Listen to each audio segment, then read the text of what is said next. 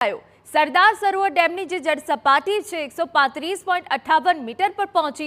અત્યાર સુધી ડેમમાં 89.75% પાણીનો સંગ્રહ। ડેમમાં 2.95 લાખ ક્યુસેક પાણીની આવક।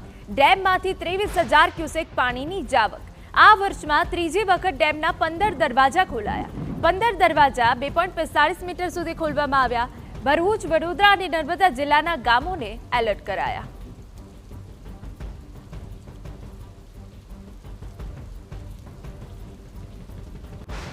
તો આ વર્ષમાં ત્રીજી વખત ડેમના દરવાજા ખોલવામાં આવ્યા છે। 15 દરવાજા ખોલવામાં આવ્યા છે।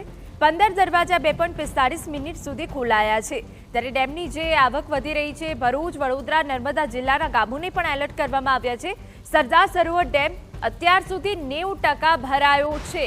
જો કે ખેડૂતોને સિંચાઈની હવે કોઈ સમસ્યા નહીં રહે, પાણી પૂરતું મળશે। હાલ જે જળ સપાટી છે 135.58 મીટર પર પહોંચી છે।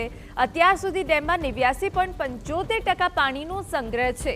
ડેમમાં 2.95 લાખ ક્યુસેક પાણીની આવક થઈ રહી છે, જેના કારણે પાણીની જળ સપાટી વધી રહી છે।